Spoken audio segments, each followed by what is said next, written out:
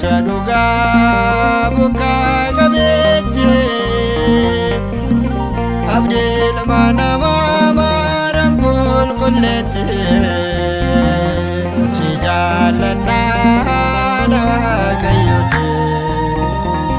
yutwan naganu